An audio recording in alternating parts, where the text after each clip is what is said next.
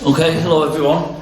I don't know what time of day it is when you're watching this, but I'm recording this now and it's just about 2 o'clock.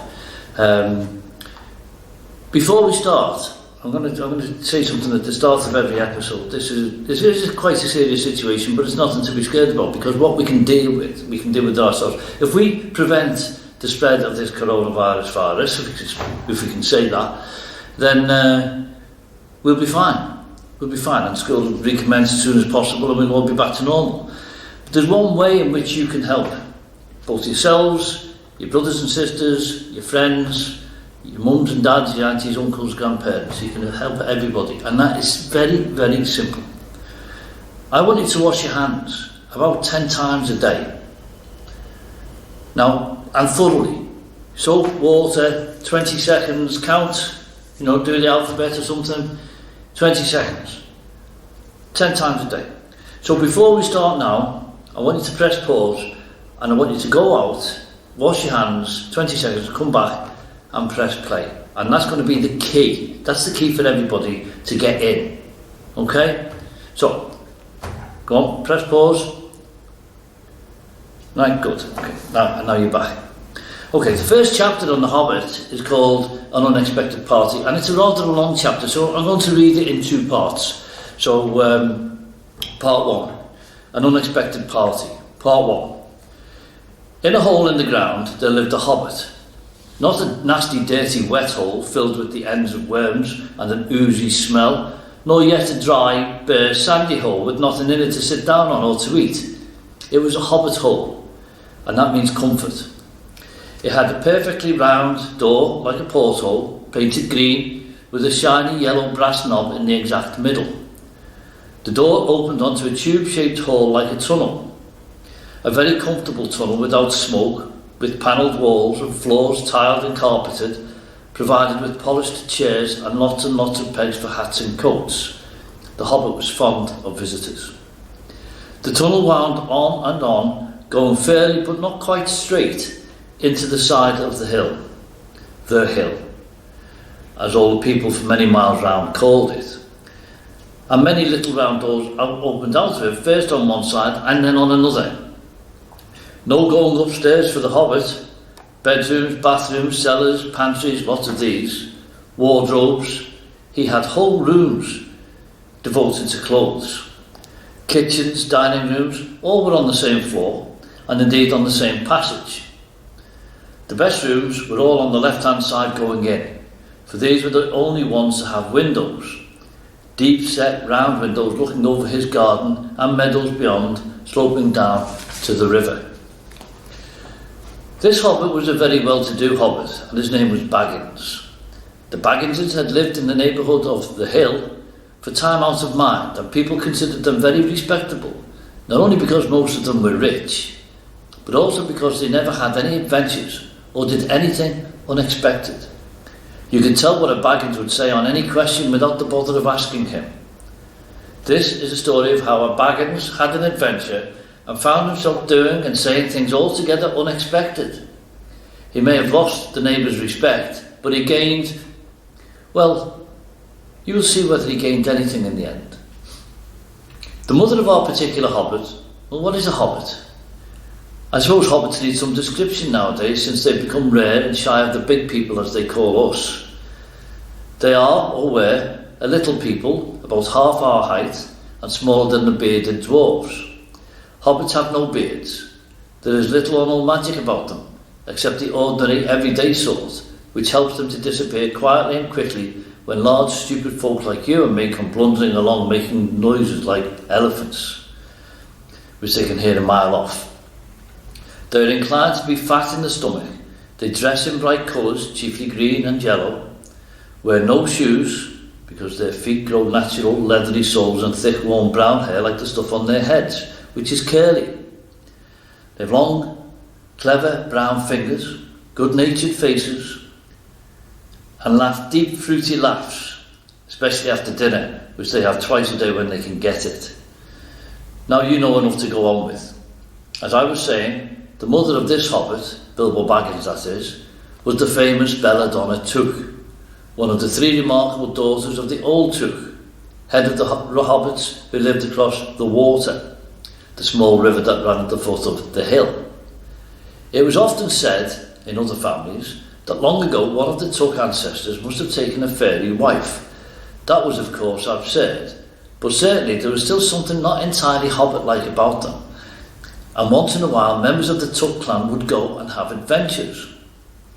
They discreetly disappeared, and the family hushed it up, but the fact remained that the Tucks were not as respectable as the Bagginses, though they were undoubtedly richer. Not that Belladonna Tuck ever had any adventures after she became Mrs. Bungo Baggins. Bungo, that was Bilbo's father, built the most luxurious hobbit hole for her, and partly with their money, that was to be found either under the hill, or over the hill, or across the water. And there they remained to the end of their days. Still, it is probable that Bilbo, her only son, although he looked and behaved exactly like a second edition of his solid and comfortable father, got something a bit queer in his makeup from the Tuck side. Something that only waited for a chance to come out. The chance never arrived until Bilbo Baggins was grown up, being about 50 years old or so, and living in the beautiful hobbit hole built by his father, which I've just described for you, until he had in fact apparently settled down immovably. By some curious chance one morning long ago in the quiet of the world, when there was less noise and more green, and the hobbits were still numerous and prosperous, and Bilbo Baggins was standing at his door after breakfast, smoking an enormous long wooden pipe that reached nearly down to his woolly toes, neatly brushed. Gandalf came by. Gandalf. If you'd heard only a quarter of what I've heard about him, and I've only heard very little of all there is to hear, you would be prepared for any sort of remarkable tale. Tales and adventures sprouted up all over the place, wherever he went, in the most extraordinary fashion. He'd not been down that way under the hill for ages and ages, not since his friend, the old Tuck, died, in fact, and the hobbits had almost forgotten what he looked like. He'd been away over the hill and across the water on business of his own since they were all small hobbit boys and hobbit girls. All that the unsuspecting Bilbo saw that morning was an old man with a staff. He had a tall pointed blue hat, a long grey cloak, a silver scarf over which his long white beard hung down below his waist, and immense black boots. "Good morning," said Bilbo, and he meant it. The sun was shining and the grass was very green, but Gandalf looked at him from under long bushy eyebrows that stuck out further than the brim of his shady hat. "What do you mean?" he said. "Do you wish me a good morning? Or mean that it is a good morning, whether I want it or not? Or that you feel good this morning? Or that it is a morning to be good on?" "All of them at once," said Bilbo, "and a very fine morning for a pipe of tobacco out of doors into the bargain. If you have a pipe with you, sit down and have a fill of mine. There's no hurry, we have all the day before us." Then Bilbo sat down on a seat by his door, crossed his legs, and blew out a beautiful grey ring of smoke that sailed up into the air without breaking and floated away over the hill. "Very pretty," said Gandalf, "but I have no time to blow smoke rings this morning. I'm looking for someone to share in an adventure that I'm arranging, and it's very difficult to find anyone." "I should think so in these parts. We are plain quiet folk and have no use for adventures. Nasty, disturbing, uncomfortable things make you late for dinner. I can't think what anybody sees in them," said our Mr. Baggins, and stuck one thumb behind his braces and blew out another even bigger smoke ring. Then he took out his morning letters and began to read, pretending to take no more notice of the old man. He had decided that he was not quite his sort and wanted him to go away. But the old man did not move. He stood leaning on his stick and gazing at the hobbit without saying anything, till Bilbo got quite uncomfortable and even a little cross. "Good morning," he said at last. "We don't want any adventures here, thank you. You might try over the hill or across the water." By this he meant that the conversation was at an end. "What a lot of things you do use good morning for," said Gandalf. "Now you mean that you want to get rid of me, and that it won't be good till I move off." Not at all, my dear sir. Let me see. I don't think I know your name." Yes, my dear sir. And I do know your name, Mr. Bilbo Baggins. And you do know my name, though you don't remember that I belong to it. I am Gandalf, and Gandalf means me. To think that I should have lived to be good morning by Belladonna Tuck's son as if I was selling buttons at the door. Gandalf, Gandalf, good gracious me! Not the wandering wizard that gave old Took a pair of magic diamond studs that fastened themselves and never came undone till ordered. Not the fellow who used to tell such wonderful tales at parties about dragons and goblins and giants and the rescue of princesses and the unexpected luck of widowed sons. Not the man that used to make such particularly excellent fireworks. I remember those. Old Tuck used to have them on Midsummer's Eve. Splendid they used to go like great lilies and snapdragons and laburnums of fire and hang in the twilight all evening. You will notice already that Mr. Baggins was not quite so prosy as he liked to believe. Also that he was very fond of flowers. Dear me, he went on. Not the Gandalf who was responsible for so many quiet lads and lasses going off into the blue for mad adventures. Anything from climbing trees to visiting elves or sailing in ships, sailing to other shores. Bless me, life used to be quite you used to upset things badly in these parts. Once upon a time, I beg your pardon, but I had no idea you were still in business. Where else should I be, said the wizard. All the same, I am pleased to find you remember something about me. You seem to remember my fireworks kindly, at any rate, and that is not without hope. Indeed, for your old grandfather Tuck's sake, and for the sake of poor Belladonna, I will give you what you asked for. I beg your pardon, I haven't asked for anything. Yes, you have, twice now. My pardon? I give it you. In fact, I will go so far as to send you on this adventure. Very amusing for me, very good for you, and profitable too, very likely, if you ever get over it. Sorry? I don't want any adventures, thank you. Not today, good morning. But please come to tea any time you like. Why not tomorrow? Come tomorrow. Goodbye. With that, the Hobbit turned and scuttled inside his round green door and shut it as quickly as he dared, not to seem rude. Wizards, after all, are wizards. What on earth did I ask him to tea for? He said to himself as he went to the pantry. He'd only just had breakfast, but he thought a cake or two and a drink of something would do him good after his fright. Gandalf, in the meantime, was still standing outside the door and laughing long but quietly. After a while he stepped up and with the spike on his staff scratched a queer sign on the Hobbit's beautiful green front door. Then he strolled away, just about the time when Bilbo was finishing his second cake and beginning to think that he'd escaped adventures very well. The next day he'd almost forgotten about Gandalf. He did not remember things very well unless he put them down on his engagement tablet like this: Gandalf, tea, Wednesday. Yesterday he'd been too flustered to do anything of the kind.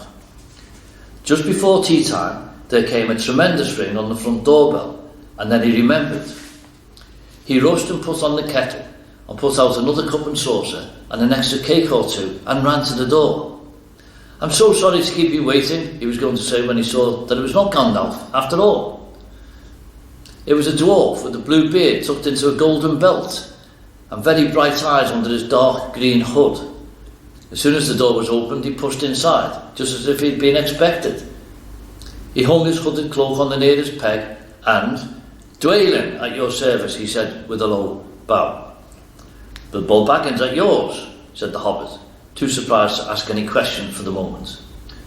When the silence that followed had become uncomfortable, he added, "I'm just about to take tea. Pray come and have some with me." A little stiff perhaps, but he meant it kindly.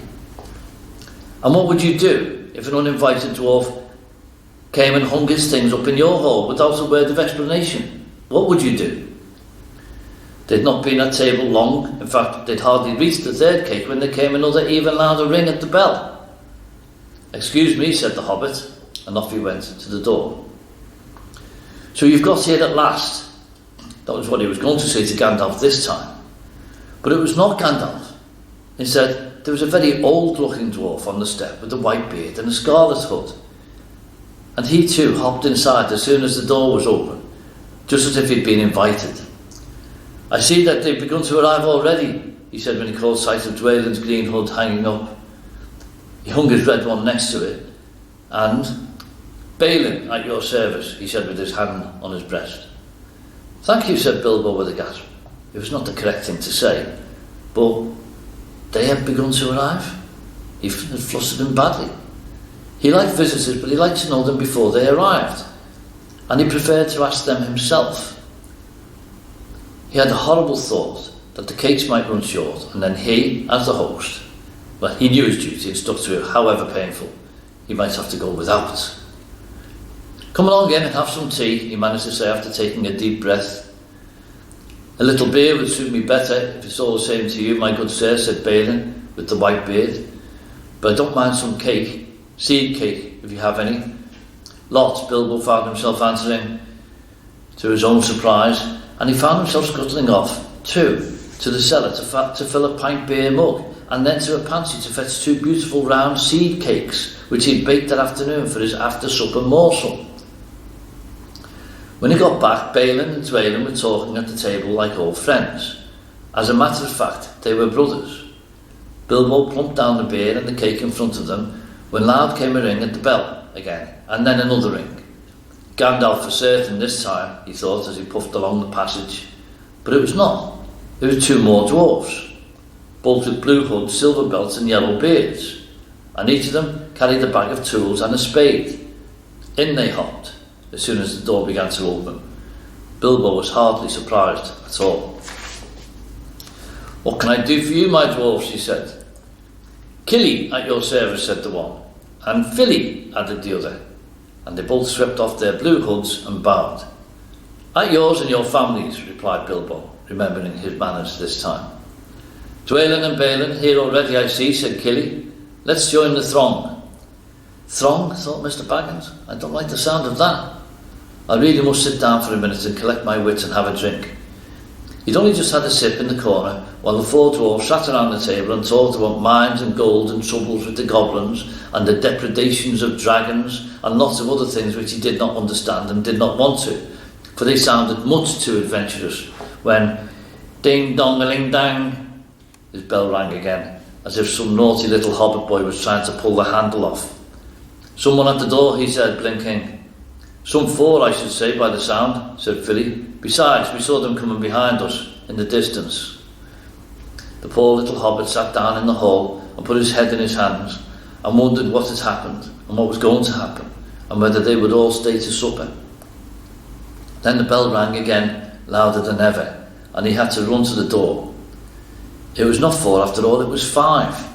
Another dwarf had come along while he was wandering in the hall. He had hardly turned the knob before they were all inside, bowing and saying, at your service, one after another. Dori, Nori, Ori, Oin and Gloin were their names. And very soon, 2 purple hoods, a grey hood, a brown hood and a white hood were hanging on the pegs, and off they marched with their broad hands stuck in their gold and silver belts to join the others. Already it had almost become a throng. Some called for ale and some for porter, and one for coffee, and all of them for cakes, so the hobbit was kept very busy for a while. A big jug of coffee had just been set in the hearth, the seed cakes were gone, and the dwarfs were starting on a round of buttered scones when there came a loud knock. Not a ring, but a hard rat-tat on the hobbit's beautiful green door. Somebody was banging with a stick. Bilbo rushed along the passage very angry and altogether bewildered and bewildered. This was the most awkward Wednesday he'd ever remembered. He pulled open the door with a jerk and they all fell in, one on top of the other. More dwarves, 4 more, and there was Gandalf behind, leaning on his staff and laughing. He'd made quite a dent on the beautiful door. It had also, by the way, knocked out the secret mark that he'd put there the morning before. Carefully, carefully, he said. It's not like you, Bilbo, to keep friends waiting on the mat and then open the door like a popgun. Let me introduce Biffo, Buffo, Bombo, and especially Thorin. At your service, said Biffo, Buffer and Bombo, standing in a row. Then they hung up 2 yellow hoods and a pale green one, and also a sky blue one with a long silver tassel. This last belonged to Thorin, an enormously important dwarf In fact, no other than the great Thorin Oakenshield himself, who was not at all pleased at falling flat on Bilbo's map with Bifur, Boffer and Bombur on top of him. For one thing, Bombur was immensely fat and heavy. Thorin, indeed, was very haughty and said nothing about service. But poor Mr. Baggins said he was sorry so many times that at last he grunted, "Pray don't mention it," and stopped frowning. "Now we're all here," said Gandalf, looking at the row of 13 hoods, the best detachable party hoods, and his own hat hanging on the pegs. "Quite a merry gathering. I hope there's something left for the latecomers to eat and drink." "What's that? Tea? No, thank you. A little red wine, I think, for me." "And for me," said Thorin. "And raspberry jam and apple tart," said Bifur. "And mince pies and cheese," said Boffer. "And pork pie and salad," said Bombur. "And more cakes and ale and coffee, if you don't mind," called the other dwarfs through the door.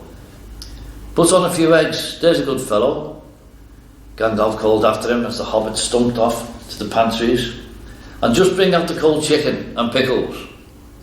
"Seems to know as much about the inside of my larders as I do myself," thought Mr. Baggins, who was feeling positively flummoxed and was beginning to wonder whether a most wretched adventure had not come right into his house. By the time he'd got all the bottles and dishes and knives and forks and glasses and plates and spoons and things piled up on big trays, he was getting very hot and red in the face and annoyed. "Confusticate and be bothered, these dwarves," he said aloud. "Why don't they come and lend a hand?" And lo and behold, there stood Balin and Dwalin at the door of the kitchen, and Filly and Killy behind them. And before he could say knife, they'd whisked the trays and a couple of small tables into the parlour and set out everything afresh. Gandalf sat at the head of the party with the 13 dwarfs all round, and Bilbo sat on a stool at the fireside, nibbling at a biscuit. His appetite was quite taken away, and trying to look as if this was all perfectly ordinary and not in the least an invention. The dwarfs ate and talked, and time got on. At last they pushed their chairs back, and Bilbo made a move to collect the plates and glasses. "I suppose you'll all stay to supper," he said in his politest, unpressing tones. "Of course," said Thorin. "And after? We shan't get through with the business till late, and we must have some music first. Now to clear up." Thereupon the 12 dwarfs, not Thorin, he was too important and stayed talking to Gandalf, jumped to their feet and made tall piles of all the things. Off they went, not waiting for trays, balancing columns of plates, each with a bottle on the top of one hand, while the hobbit ran after them, almost squeaking with fright. "Please be careful, and please don't trouble, I can manage." But the dwarfs only started to sing. "Chip the glasses and crack the plates, blunt the knives and bend the forks. That's what Bilbo Baggins hates. Smash the bottles and burn the corks. Cut the cloth and tread on the fat. Pour the milk on the pantry floor. Leave the bones on the bedroom mat. Splash the wine on every door. Dump the crocks in a boiling bowl. Pound them up with a thumping pole. And when you've finished, if any are whole, send them down their hole to roll. That's what Bilbo Baggins hates, so carefully with the plates." And of course they did none of these dreadful things, and everything was cleaned and put away safe as quick as lightning, while the hobbit was turning round and round in the middle of his kitchen, trying to see what they were doing. Then they went back and found Thorin with his feet on the fender smoking a pipe. He was blowing the most enormous smoke rings, and wherever he told one to go, it went. Up the chimney, or behind the clock on the mantelpiece, or under the table, or round and round the ceiling. But wherever it went, it was not quick enough to escape Gandalf. Pop! He sent a smaller smoke ring from his short clay pipe straight through each one of Thorin's. Then Gandalf's smoke ring would go green and come back to hover over the wizard's head. He had a cloud of them about him already, and in the dim light it made him look strange and sorcerous. Bilbo stood still and watched. He loved smoke rings, and then he blushed to think how proud he had been yesterday morning of the smoke rings he'd sent up the wind over the hill. "Now for some music," said Thorin. "Bring out the instruments." And that's the end of chapter 1, part 1. I'm going to leave it there for now because that's been more than 23 minutes. That's a long time. So that's the end of this episode. I'm going to read the second part of chapter 1 next time. Thank you.